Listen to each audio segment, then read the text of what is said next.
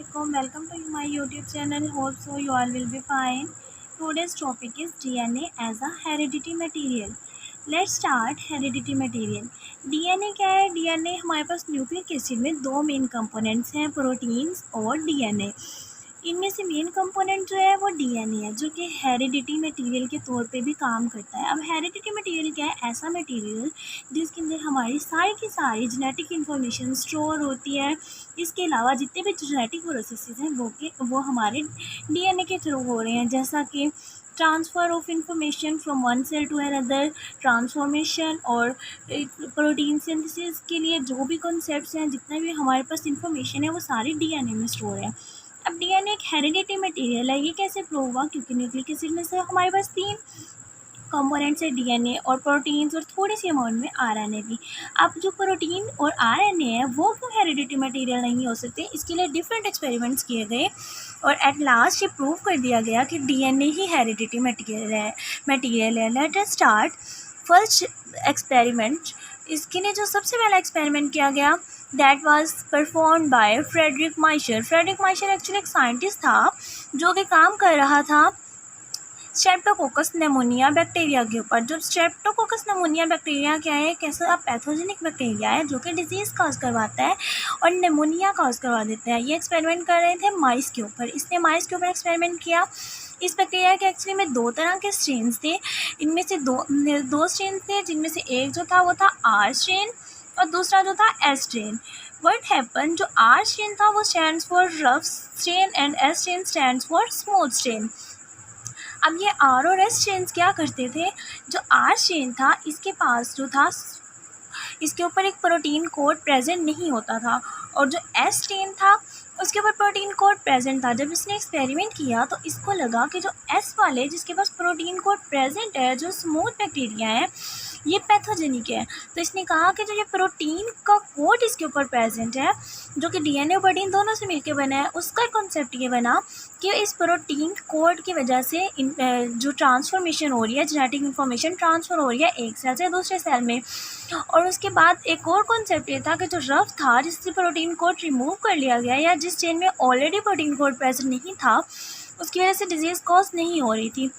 तो इसने कहा कि अब इसने 4 तरह के एक्सपेरिमेंट्स किए. इसका सबसे पहला स्टेप जो था एक्सपेरिमेंट में वो ये था कि इसने एक माइस लिया. उसके अंदर इसने विरुलेंट बैक्टीरिया जो कि एस टाइप बैक्टीरिया थे, जिसके अंदर स्मूथ बैक्टीरिया थे या जिनके पास प्रोटीन कोड प्रेजेंट था, उसने वो वाले बैक्टीरिया को इंजेक्ट किया माइस के अंदर.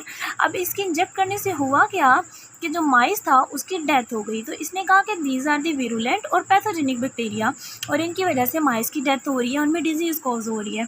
इसने दूसरी तरह के बैक्टीरिया लिए जिनको हम कह रहे हैं आर टाइप, और वी कैन से कि जो नॉन पैथोजेनिक बैक्टीरिया थे जिनमें कोड प्रेजेंट नहीं था, जो कि रफ टाइप थे. जब इसने ये वाले बैक्टीरिया इंजेक्ट करवाए माइस के अंदर तो माइस में कोई डिजीज़ कॉज नहीं हुई और माइस जिंदा थे. तो इसका मतलब है कि इनमें डिजीज़ कॉज नहीं हो रही है, पैथोजेनिक नहीं है. इसने नेक्स्ट स्टेप क्या किया? अब इसने ये लिए कि हीट किल्ड, इसने बैक्टीरिया ले लिए आर टाइप, हीट किल्ड इसने लिए एस टाइप. अब हीट किल्ड थे वो कह लें कि उनके अंदर एक्टिविटी, लिविंग एक्टिविटी ख़त्म हो चुकी थी, जिसकी वजह से वो डिज़ीज़ कॉज नहीं करवा सकते थे. जब इसने हीट किल्ड लिए, बारी बारी माइस में इंजेक्ट करवाए. पहले इसने हीट किल्ड बैक्टीरिया लिए, इसने इसको माइस में इंजेक्ट करवाया. अब चूँकि म्यूटेंट थे वो पैथोजेनिक तो थे, डिजीज़ कॉज करते थे, लेकिन जब उसने हीट किल्ड कर दिया उनको तो उनकी डिजीज़ के कॉजिंग जो कैपेसिटी थी वो रिड्यूस हो गई और वी कैन सी कि वो ख़त्म हो गई. तो इसकी वजह से माइस ज़िंदा रहे. और इसने जब हमारे पास जो सिमिलरली और इसने जो एस टाइप थे आर टाइप थे या कह लें कि जिसके अंदर कोड प्रेजेंट नहीं था, उनकी वजह से भी डिजीज़ कॉज नहीं हो रही थी. तो इन दोनों में individually heat killed S type और लिविंग आर टाइप, इन दोनों में इंडिविजुअली डिजीज़ कॉज नहीं हो रही. इसने नेक्स्ट एक्सपेरिमेंट में क्या किया? इसने हीट किल्ड जो थे एस टाइप और लिविंग आर टाइप को एट अ टाइम इंजेक्ट करवाया. जब इसने एट अ टाइम इंजेक्ट करवाया, what will happen, the mice will died, mice की डेथ हो गई.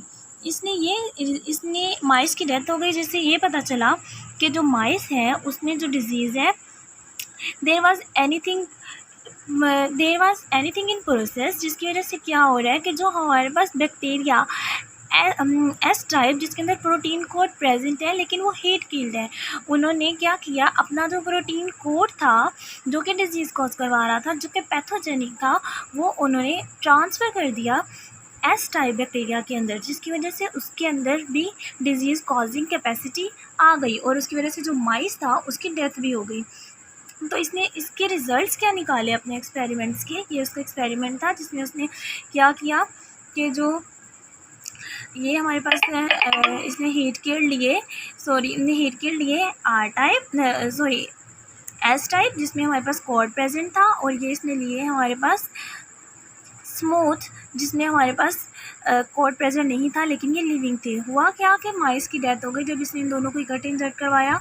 तो इसने इस एक्सपेरिमेंट का रिज़ल्ट क्या निकाला, इसने रिज़ल्ट ये निकाला कि कोई ऐसा प्रोसेस है जिसकी वजह से जेनेटिक इन्फॉर्मेशन जो है वो एक सेल से दूसरे सेल में ट्रांसफ़र हो रही है, और उसने इस प्रोसेस को नेम दे दिया ट्रांसफॉर्मेशन। इसने नेम तो दे दिया लेकिन इसको ये नहीं पता कि ट्रांसफॉर्मेशन किसकी वजह से हो रही है, डीएनए की वजह से, आरएनए की वजह से, प्रोटीन्स की वजह से, किसके थ्रू हो रही है।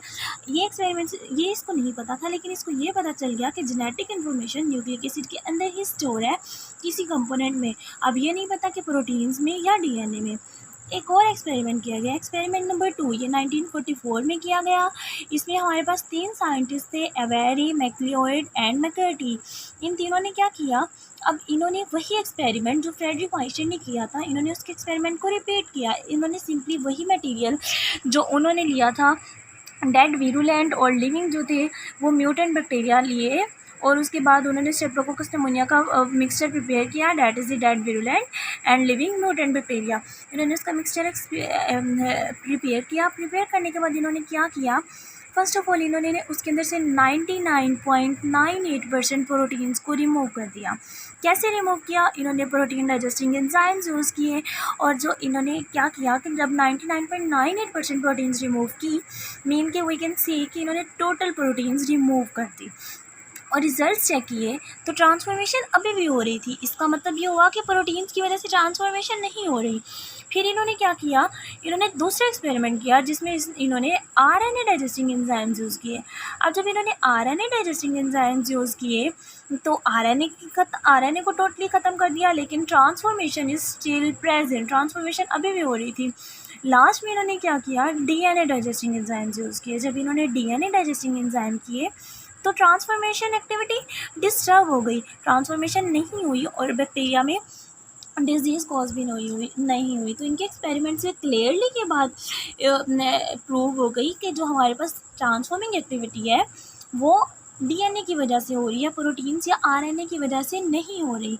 लेकिन अभी तो कुछ कन्फ्यूजन स्टिल प्रेजेंट थी, और कन्फ्यूजन ये थी कि साइंटिस्ट कहते थे कि थोड़ी बहुत प्रोटीन्स, इन्होंने 100% तो ट्राई किया लेकिन 100% प्रोटीन्स रिमूव नहीं कर सके। तो इन्होंने कहा कि जो थोड़ी बहुत प्रोटीन्स है, हो सकता है उसी के अंदर जैसे ट्रांसफॉर्मेशन एक्टिविटी परफॉर्म हो गई हो। तो इसके लिए फिर अगेन एक और एक्सपेरिमेंट किया गया, last and the third experiment, जिसने इस बात को 100% प्रूव कर दिया कि हेरिडिटी मटेरियल डीएनए ही है। ये एक्सपेरिमेंट 1952 में किया गया। हार्शी एंड मार्थिस ने ये एक्सपेरिमेंट किया। इन्होंने इस एक्सपेरिमेंट में किया इन्होंने रेडियो एक्टिव आइसोटोप्स यूज़ किए। रेडियो एक्टिव आइसोटोप्स इन्होंने 2 तरह के यूज़ किए, phosphorus P32 and sulphur S35।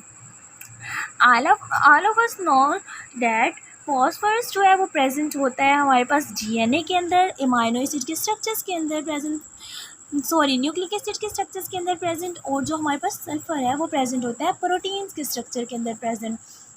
तो इन्होंने अब क्या किया कि रेडियो एक्टिव आइसोटोप्स यूज़ कर लिए। अब जब रेडियो एक्टिव आइसोटोप्स यूज़ किए और इन्होंने एक्सपेरिमेंट किया बैक्टीरियोफोर्स के ऊपर, T2 इन्फेक्टेड बैक्टीरिया थे, ई कोलाई ही। इन्होंने एक्सपेरिमेंट किए तो देखा कि जो हमारे पास जब ट्रांसफॉर्मेशन हो रही है तो वायरस के अंदर जो मटेरियल जा रहा है वो फॉस्फरस कंटेनिंग डीएनए है, ना कि सल्फ़र कंटेनिंग प्रोटीन्स। एक्चुअली में क्या होता है, वायरसेस में हमारे पास डीएनए जब बैक्टीरिया जब वायरसेस को इन्फेक्ट करते हैं तो क्या करते हैं कि अपना हेरिडिटी मटेरियल उसके अंदर ट्रांसफ़र करते हैं, और उसके बाद क्या होता है कि उनके हेरिडिटी मटेरियल की कॉपीज़ तैयार होती हैं, और उनका जेनेटिक मटेरियल और वी कैन से वायरसेस जब बैक्टीरिया पे इन्फेक्ट करते हैं तो वो अपना हेरिडिटी मटेरियल ट्रांसफ़र करते हैं और उसकी कॉपीज़ प्रिपेयर करवा लेते हैं।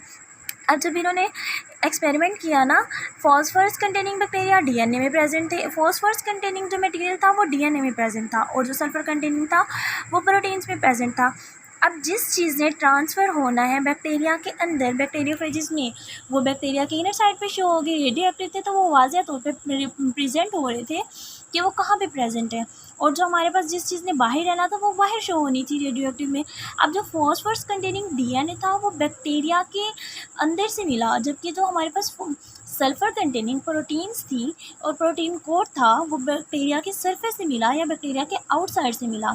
और वी कैन से कि बैक्टीरिया के इनर साइड पे सल्फ़र कंटेनिंग मटेरियल नहीं था, सल्फ़र के रेडियो एक्टिव आइसोटोप्स नहीं थे, बल्कि फॉस्फोरस के रेडियो एक्टिव आइसोटोप्स थे। जिस बात से ये प्रूफ हो गया कि डीएनए ही है जिसके अंदर फॉस्फोरस प्रेजेंट होता है, और ये डीएनए ही है जो कि ट्रांसफॉर्मेशन जैसी एक्टिविटी करवा रहा है। और इस बात से ये भी प्रूव हो गया कि हेरिडिटी मटेरियल जो है वो डीएनए ही है।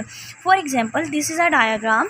In this diagram first of all what happened, we have two type of bacterial cells. इनमें हमारे पास दो तरह के आ रहे हैं जी। हमने दो तरह के वायरसेस लिए। वायरस 1 जो लिया, जिसमें हमने क्या किया कि इसमें फॉस्फोरस रेडियो एक्टिव यूज़ किया गया। फॉस्फोरस रेडियो एक्टिव कहाँ पे प्रेजेंट है, इसके हमारे पास जो फॉस्फोरस रेडियो एक्टिव है वो प्रेजेंट है इसके डीएनए में। दूसरा जो हमने वायरस लिया जिसमें हमने सल्फ़र कंटेनिंग रेडियो एक्टिव लिया, और सल्फ़र कहाँ पे प्रेजेंट है, इसके प्रोटीन्स में। अब दोनों ने जब हमारे पास बैक्टीरियोफेज के अंदर अपना हेरिडिटी मटेरियल इंसर्ट किया, तो क्या हुआ कि जो रेडियो एक्टिव आइसोटोप्स थे जिसमें हमारे पास था फास्फोरस, वो जो फास्फोरस था वो बैक्टीरिया के इनर साइड पे रेडियो एक्टिवली हमारे पास शो हो गया हमें। लेकिन जिसके अंदर हमने सल्फ़र रेडियो एक्टिवली लिया था उसमें क्या हुआ कि बैक्टीरिया के इनर साइड पे कोई रेडियो एक्टिव एलिमेंट शो नहीं हुआ, बल्कि बैक्टीरिया के आउटर साइड पे जो वायरस का प्रोटीन कोड था उसमें उसका रेडियो एक्टिव आइसोटोप सल्फ़र का शो हुआ, जिससे ये बात 100% प्रूव हो गई कि जो हेरिडिटी मटेरियल है वो डीएनए है, प्रोटीन्स या आरएनए नहीं है। इन सब एक्सपेरिमेंट से हमारे पास ये प्रूव हो गया है, हैंस रिजल्ट वाज दैट कि जो हमारे पास डीएनए है यही एक्सक्लूसिव इन्फॉर्मेशन प्रोवाइड करता है और लिविंग सेल्स के अंदर, और यही हेरिडिटी मटेरियल है और यही इन्फॉर्मेशन को एक सेल से दूसरे सेल में ट्रांसफ़र करता है। होप सो आपको वीडियो पसंद आई होगी। अगर आपको वीडियो पसंद आई है तो लाइक और सब्सक्राइब करना मत भूलिएगा। Thank you so much.